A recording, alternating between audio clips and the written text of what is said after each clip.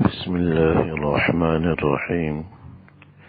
وعن رافع بن خديج رضي الله تعالى عنه قال: قدم نبي الله صلى الله عليه وسلم المدينة وهم يؤبرون النخل، فقال: ما تصنعون؟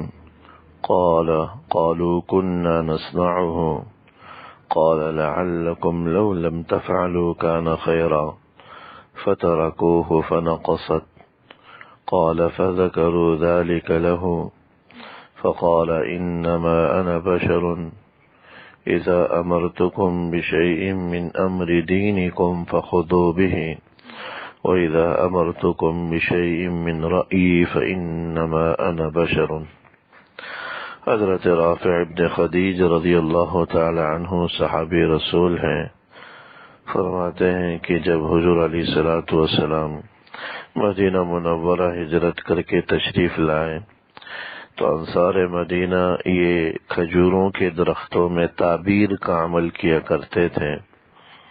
تعبیر کہتے ہیں کہ نر کھجور کی شگوفے کو یا اس کے ایک حصے کو مادہ کھجور کے شگوفے کے ساتھ یا حصے کے ساتھ ایک خاص طریقے سے ملا دینا۔ اس کا فائدہ یہ ہوا کرتا تھا کہ اس کی وجہ سے جو باغ ہے، پھل ہے، وہ اچھا ہو جاتا اور اس کی مقدار میں بھی اضافہ ہو جاتا۔ اس عمل کو تعبیر کہا جاتا۔ اللہ جل شانہ کی قدرت ہے کہ اللہ جل شانہ نے ہر چیز کے اندر نر اور مادہ دونوں جوڑے بنائے۔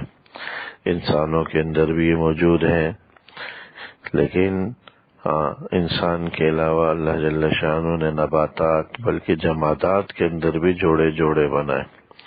سائنس کو یہ چیزیں بعد میں معلوم ہوئی، لیکن اللہ جل شانہ نے پہلے ہی اس کی خبر دے دی تھی۔ سبحان الذی خلق الازواج کلھا، اللہ کی ذات بڑی پاک ہے جس نے تمام چیزوں کے اندر جوڑے جوڑے پیدا کی۔ تو نر و مادہ یہاں انسانوں میں بھی ہے۔ بجلی کے اندر آپ دیکھیں گے کہ دو قسم کے تار ہوتے ہیں، عموماً مثبت کے اور ایک منفی کا کہلاتا ہے۔ اسی طرح ایٹم کے اندر بھی نیوٹرون اور پروٹون کے نام سے دونوں قسم کے مادے اور جوڑے ہوتے ہیں۔ تو یہ اللہ جل شانہ کی قدرت ہے کہ نباتات پودوں کے اندر بھی نر اور مادہ دونوں جوڑے رکھے، تو ان دونوں کو آپس میں اس طرح ملا دیتے تھے جس کی وجہ سے پھلوں کی آمد زیادہ ہوتی اور اس کی وجہ سے پھل اچھا بھی ہو جاتا۔ حضور علیہ الصلوۃ والسلام نے پوچھا کہ تم کیا کر رہے ہو؟ قالوا، تو انصار مدینہ نے جواب دیا کہ کنا نصنعہ، ہم یہ عمل تو بہت پہلے سے کرتے آ رہے ہیں۔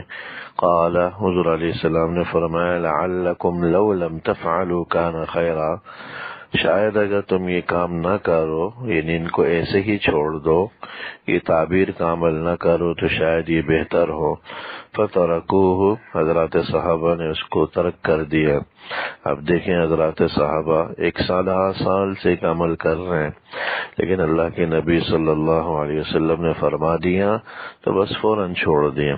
کوئی سوال و جواب نہیں، کوئی اعتراض نہیں کہ ہم تو 1.5 سال سے کر رہے ہیں، اس میں بڑا فائدہ ہے، اس طرح کریں گے تو شاید نقصان ہو جائے گا، ایسا کوئی سوال ان حضرات نے نہیں کیا، بلکہ فوراً عمل کیا۔ اس سے ہمیں یہ بات معلوم ہوئی کہ جہاں اللہ کے اور اس کے رسول کا ارشاد آ جائے، حکم آ جائے، تو بس آمنا وسلم نہ کرنا چاہیے، اطاعت ہو۔ سوال و جواب، حیل، حجت اور اشکال، اعتراض، شکوے، یہ ایک ایمان والے کے شایان شان نہیں۔ اور حضرات صحابہ نے حضور علیہ الصلوۃ والسلام کے فرمانے پر اس کو ترک تو کر دیا، لیکن ہوا وہی کہ فنقصت، اس کی وجہ سے پھل کم ہو گیا، یا اس کی مقدار اچھی نہیں رہی، مقدار جو ہے کم ہو گئی، یا اس کی جو کوالٹی ہے وہ کم ہو گئی، ہلکی ہو گئی۔ قال فذكروا ذلك له، حضرات صحابہ نے حضور علیہ الصلوۃ والسلام سے یہ بات بیان کی۔ فقال، آپ نے فرمایا کہ انما انا بشر، میں بھی تمہاری طرح بشر ہوں، انسان ہوں۔ اذا امرتکم بشیء من امر دینکم فخذوا به، کہ جب میں تمہیں کسی دینی امر کا، دینی بات کا حکم دوں تو اس پر تو عمل کرو، اس پر تو عمل کرنا واجب ہے، کیونکہ نبی کی بات پر عمل کرنا واجب ہے۔ لیکن اگر میں کسی ایسے معاملے میں، دنیاوی معاملے میں تمہیں کسی بات کی خبر دوں جس کا تعلق شریعت کے ساتھ نہ ہو، جس کا تعلق بندوں کے حقوق کے ساتھ نہ ہو، تو میں اپنی رائے سے اگر کوئی بات بتلاؤں تو میں اس میں انسان ہوں، وہ رائے میری غلط بھی ہو سکتی ہے، تمہاری رائے بھی اس میں درست بھی ہو سکتی ہے۔ تو اس سے یہ بات معلوم ہوئی کہ نبی علیہ الصلوۃ والسلام اگر کوئی حکم دے جس کا تعلق شریعت کے ساتھ، دین کے ساتھ ہو اور منصب نبوت کی بنیاد پر دیں تو شرعاً اس پر عمل کرنا ضروری۔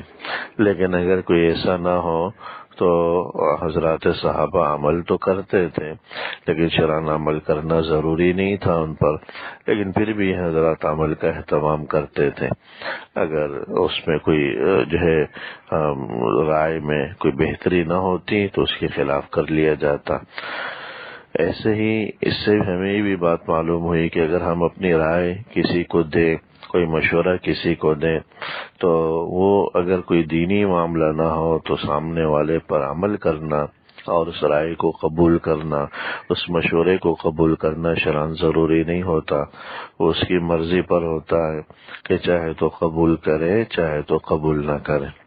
سفارش کرتے ہیں ہم کسی معاملے کے اندر تو سفارش پر عمل کرنا سامنے والے پر لازم نہیں ہے، چاہے تو عمل کرے چاہے تو عمل نہ کرے۔